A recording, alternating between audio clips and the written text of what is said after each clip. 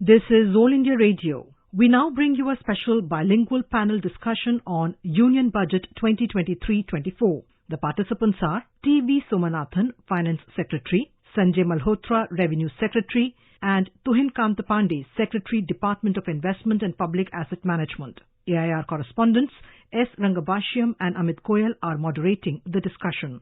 Well, listeners, you are tuned in to the All India Radio special program on the budget 2023, and joining us now in the studios, Shri T.V. Somanathan, Finance Secretary and Expenditure Secretary, Shri Sanjay Malhotra, Revenue Secretary, and also Shri Tuhin Kanta Pandey, Secretary DPAM. Gentlemen, a warm welcome to the program. Mr. Somanathan, your first comment on the budget. It's being touted as a middle class budget, being touted as the very first budget of the Amrit Kal. We are beginning the next 25 years to culminate 100 years of independent India. So, what is your first comment on the budget? I think it is, apart from being the first budget of the Amrit Kal, it attempts to balance three objectives. First, provide an impetus to growth so that India continues to grow at a rapid pace, which is necessary if we are to achieve our ambitious objectives. Second, it does so while maintaining macroeconomic prudence and stability so that we do not go the way of some of our neighbors and some other countries which have got themselves into serious problems by macroeconomic imprudence. And while doing these two things, it also does not leave behind any section of society. There are sections of society which cannot take care of themselves.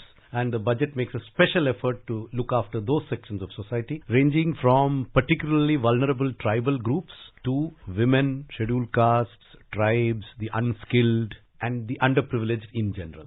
Somanathan जी, एक बहुत संक्षेप में, budget सरकार जब बनाती है तो आपके सामने बहुत सारी चुनौतियां होती होंगी। अगर इस बजट को मोटे तौर पे माना जाए, उद्योग जगत को क्या मिला, वेतनभोगी कर्मचारियों को क्या मिला, और एक आम, जिस तरह से आपने कहा, ट्राइबल सेक्टर या जो महिला शक्ति है, वो बहुत दिनों से कहीं ना कहीं बजट की परिभाषा में शायद कहीं फिट नहीं होती थी, या उस पर ध्यान फौरी तौर पे, सीधे तौर पे नहीं दिया जाता था। उसको बहुत अच्छे से सरकार ने साधने की कोशिश करी है। क्या मिला उद्योग जगत को, क्या मिला आम जनता को उसके अलावा, और उनकी कितनी आकांक्षाएं पूरी करने का जो दबाव था वो कितना पूरा हो पाया। एक सेंटेंस भी है बजट में, meeting the aspirations of all.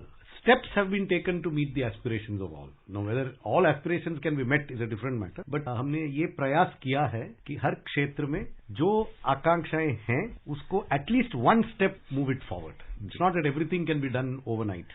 तो वो हमने प्रयास किया है. उद्योग जगत के लिए इसमें बहुत सारे चीजें हैं, जैसे आर्टिफिशियल इंटेलिजेंस को बढ़ावा दे रहे हैं, स्टार्टअप्स को कुछ नए टैक्स प्रोविजंस भी हैं, और the whole stress on capital expenditure and infrastructure. It will improve logistics for all companies, all producers of goods and services. So, हमने स्किलिंग में बहुत सारे चीजें की हैं. Nursing colleges 197 nursing college at one time. Then special skilling in the कौशल विकास योजना for new age skills.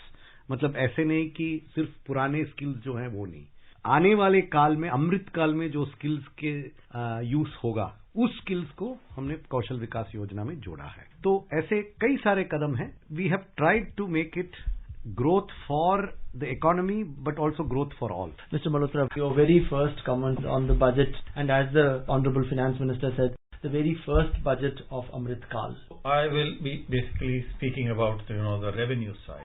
So what is it on the revenue side for the citizens of the country? So first of all, this budget is a continuation on the revenue side of whatever we have been doing earlier, and it is to support the economy. So while on the one hand, on the expenditure side, there is a huge focus on the capex, which will help the GDP and our growth.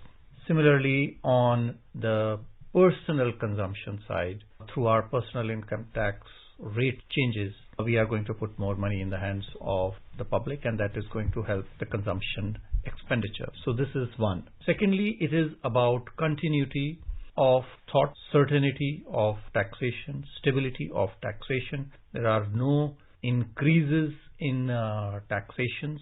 We are only trying to improve and increase our tax base, deepen our tax base without increasing tax rates. How we improve our revenues, so this budget is basically focusing only on these two measures. Sanjay ji, जिस तरह से आपने बताया, राजस्व सचिव के पास सबसे पहला शायद कहीं ना कहीं लक्ष्य होता होगा, जो राजस्व का लक्ष्य है वो प्राप्त करने में सरकार कितनी सहजता या सुगमता महसूस कर रही है इन सारे बजट प्रस्तावों से, क्योंकि कहीं ना कहीं आपके सामने भी ये चिंताएं तो जरूर होती होंगी, ये चुनौतियां होती होंगी कि हम जो राजस्व घाटा है उसको कम से कम कैसे रख पाए। ये तो एक बैलेंसिंग एक्टिविटी है कि न केवल राजस्व को व्यय का साथ निभाना है, व्यय को भी राजस्व का साथ निभाना है।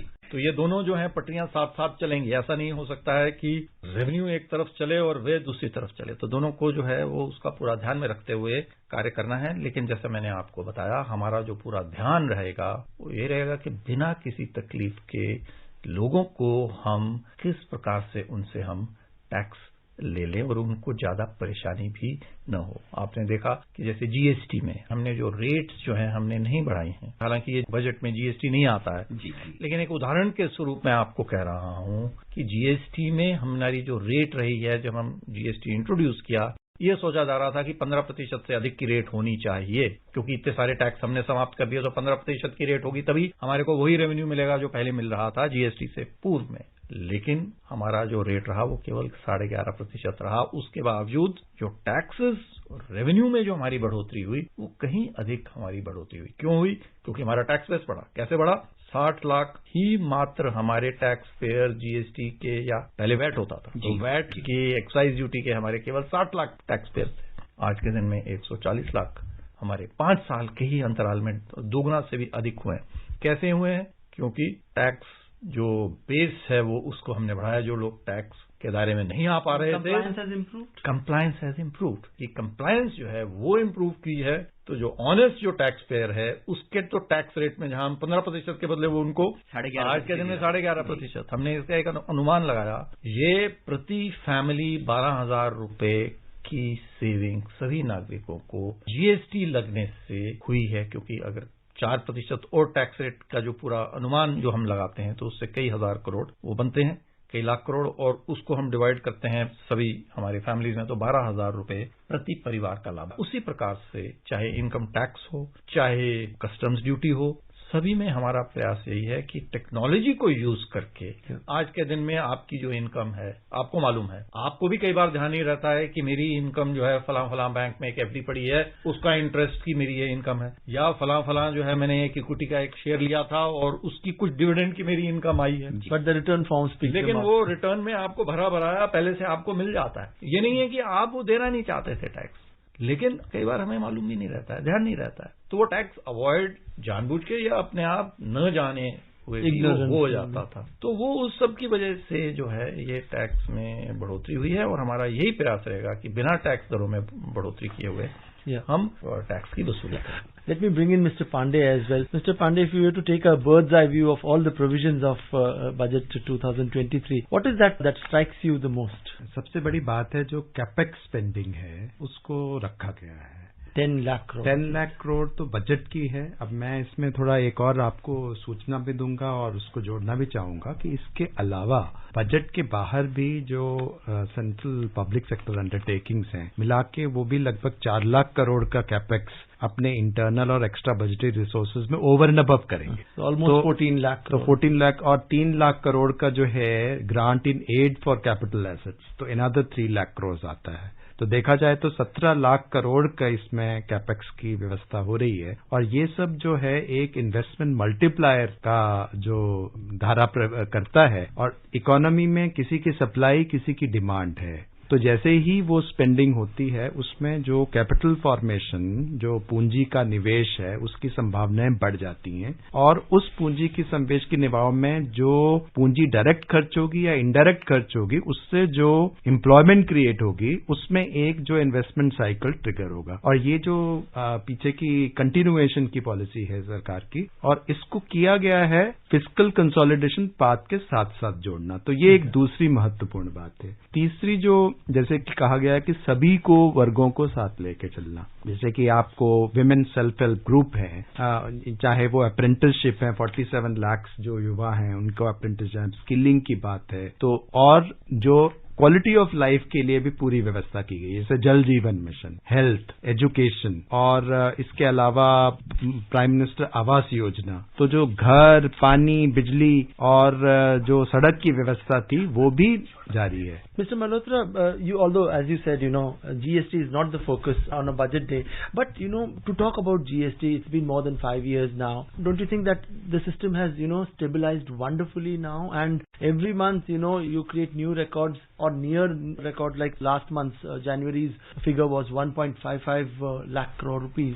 Isn't that really heartening? And would you like to believe that now we can stop calling it a new system? GST has actually stabilized in the entire country. Certainly it has stabilized, but there is always, work in progress. We are continuously trying to improve the systems so that it becomes easier and easier for the taxpayers to pay taxes, to file their returns, to claim their refunds on the GST side.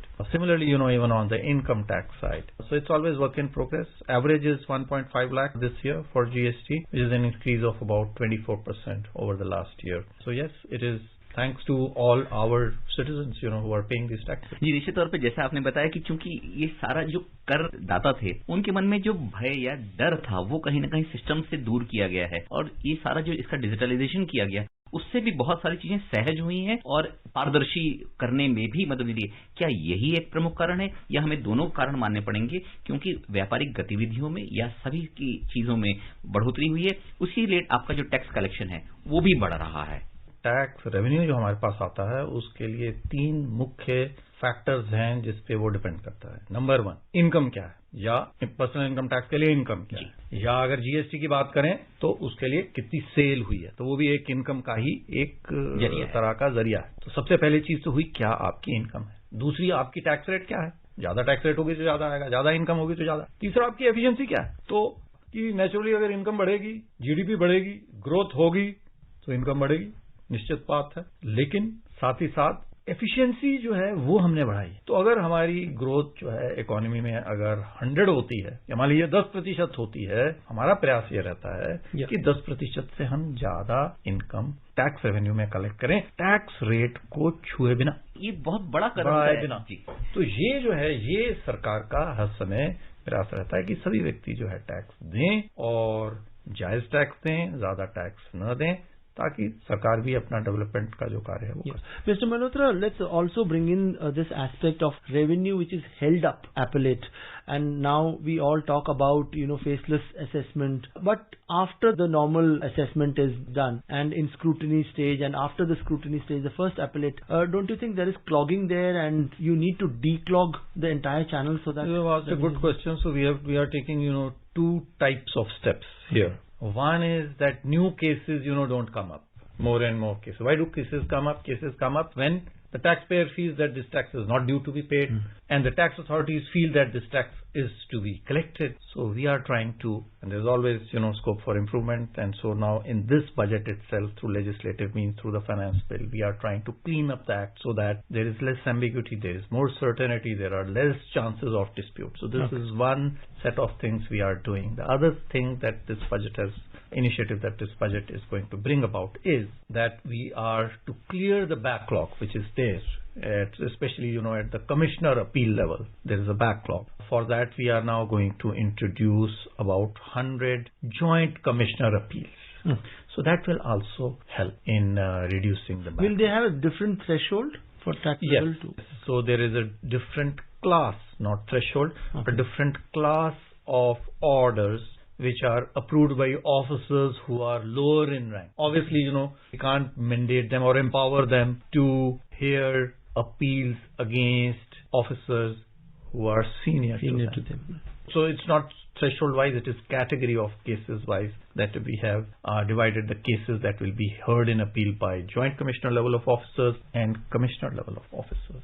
Okay. And is there actually really no human intervention when we talk about returns? We all know that it goes to CPC Bangalore, the Central Processing Center in Bangalore, and what we understand as on date is that it's a faceless thing. It's all done through the machine. Absolutely. So is it 100%? It is 100% faceless thing, and I'm happy to report over here that while in the year 13-14 we used to take on an average for this faceless processing we used to take on an average 93 days. Okay. This has been brought down this year to 16 days on an average.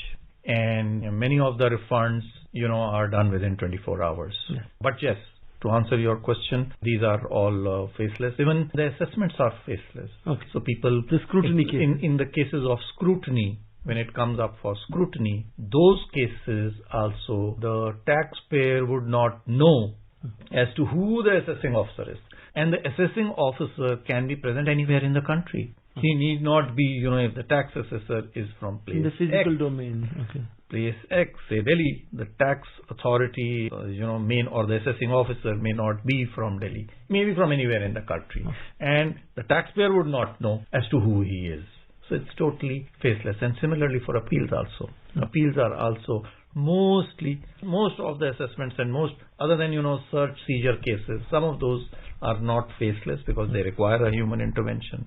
People have to come, they have to explain, they have to show their documents, etc. because they are bulky, they cannot be sent, through the portal. So those cases, yes, are not faceless, but majority, more than 90% of them are faceless. Malhotra ji, जिस तरह से आम मध्य वर्ग की एक सीधी सीधी आकांक्षा होती है, अगर बजट आ रहा है तो उसके जेब में आयकर की बचत के माध्यम से कितने पैसे और आ सकते हैं, ये एक आम आकांक्षा होती थी. सरकार के पास कितनी इसकी चुनौतियां होती हैं, कितना दबाव होता है कि वो इन आकांक्षाओं को पूरा करे और साथ ही साथ कहीं ना कहीं जो आयकर दाता है उसको ये भी लगे कि हाँ वाकई में उसकी सुनवाई हुई है, खासतौर पर अगर हम मध्य वर्ग की बात करें. ये जो बजट है ये मध्यम वर्ग को ही एक तरह से देखा जाए तो समर्पित है. वो इस प्रकार से कि जो हमारी योजना है उसमें हमने 5 मुख्य तरह से टैक्स रिलीफ मध्यम आय के वर्ग के लोगों को और अन्य वर्ग के लोगों को दिया है. सबसे पहले जो रिबेट था वो 5 लाख रुपए तक का जो रिबेट था उसको हमने 7 लाख रुपए किया. मतलब कि किसी भी व्यक्ति की जिसकी आय 7 लाख रुपए से कम है उसको कोई टैक्स नहीं देना है. पहले वो सीमा 5 लाख थी. हाँ, वो 7 लाख रुपए अगर कुछ इन्वेस्टमेंट्स करता था, 2 लाख के अगर इन्वेस्टमेंट कर लेता है तो उसको टैक्स नहीं देने की आवश्यकता थी. लेकिन आज के दिन में 7 लाख की आमदनी वाला आदमी जो है बहुत मुश्किल से 2 लाख की सेविंग नहीं कर पा रहा था. स्वाभाविक. तो वो जो है उसको हमने 5 से 7 लाख किया. नंबर 1. नंबर 2, जो टैक्स रेट की एग्जेम्पशन लिमिट है सभी के लिए, पहले जो 2.5 लाख थी उसको 3 लाख रुपए किया. तो ये 50,000 रुपए के ऊपर में जो जिसका जितना टैक्स बनता है डिपेंडिंग ऑन द इनकम, वो सभी को रिलीफ है. जी. टैक्स रेट में उसी प्रकार से सभी को हमने जो है टैक्स रेट भी हमने सभी का कम किया है. तो दूसरा ये चेंज है. तीसरा, हमने स्टैंडर्ड डिडक्शन जो पहले की नई योजना में नहीं था, standard deduction for the salaried employees, pensioners and family pensioners, वो भी हमने इसके ऊपर में लेकर के आए हैं. और चौथा सरचार्ज के बारे में है. और 5वां जो लीव एनकैशमेंट है, वो लीव एनकैशमेंट की सीमा 3 लाख रुपए से बढ़ा करके 25 लाख रुपए फॉर नॉन गवर्नमेंट के लिए पहले से थी. तो इन सभी मेजर्स से यदि एक 15 लाख रुपए किसी की आमदनी है और 15.5 लाख की आमदनी है और सैलरीड है तो उसको 52,500 रुपए की नई योजना, पुरानी नई योजना और अब नवीनतम नई योजना के बीच में 50,000 रुपए का लगभग उसको. Mr. Malhotra, before we shift our focus to other aspects of the budget, one question on this particular aspect. Clearly, the government and your department is kind of promoting the new regime of slabs, income tax slabs. The earlier one was kind of targeted, where the government was able to fulfill its objective of, say, getting a person a medical cover or a life insurance cover, or coaxing the person to build a house. So with doing away with all these exemptions, isn't it a scenario like, one size fits all? So that's been left, to the choice. Previously it was, I think, very confusing for everyone to decide, whether he would find because of this taxation benefit, whether he should take an insurance or whether he should do a saving or whether he should do something else or he should buy a house.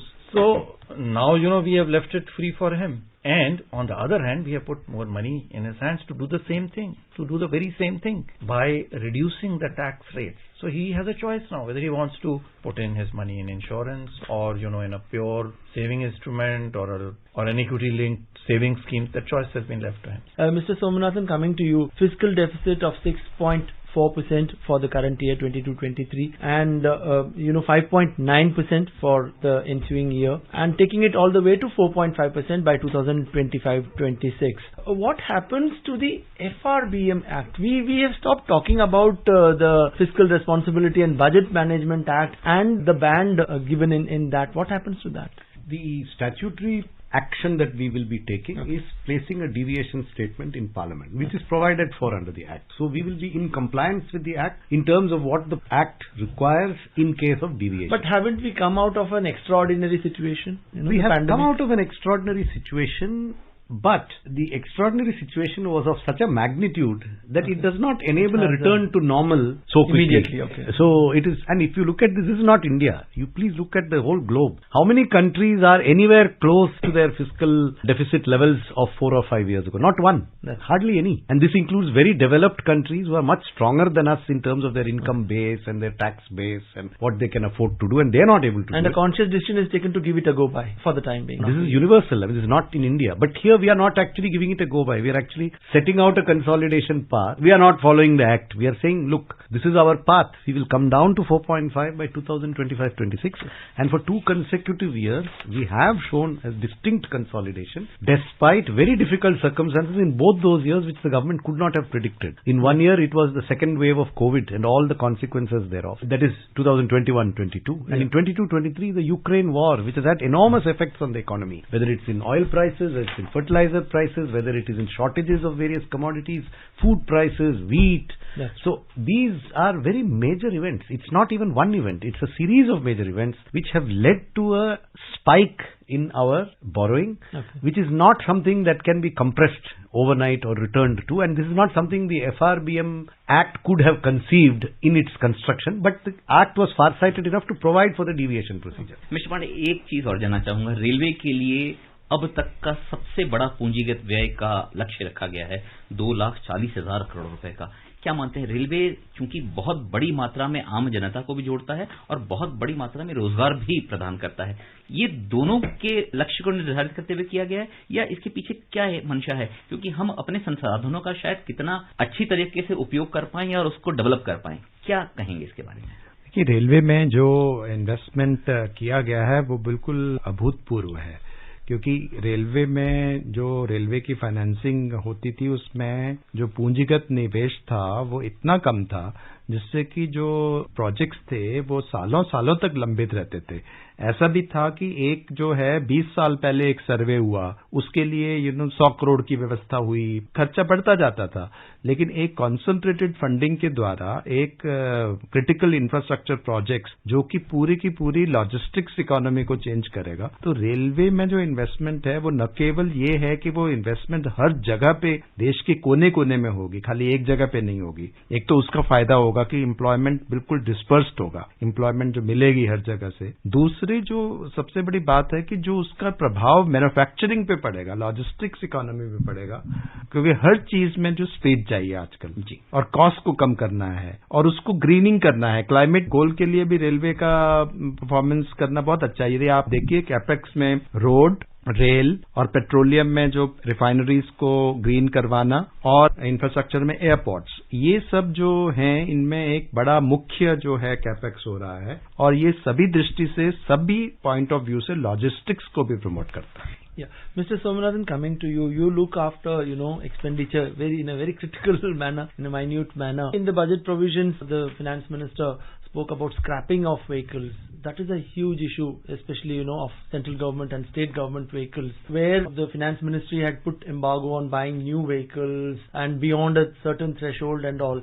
Now, since the government, on the other hand, wants to, give an impetus to EV, but the main problem with electric vehicles is they come at a huge cost, almost thrice the cost of other normal petrol or diesel-driven vehicles. As Expenditure Secretary, how would you ensure that there is no wasteful expenditure till, these objectives are met? Yeah. So what is being announced in this budget and what we are doing is to promote the scrapping of old polluting vehicles. So the first step, which is what is being incentivized, is to scrap them. There could be vehicles which then need to be replaced. But we are not necessarily saying they shall be replaced by electric vehicles. Okay.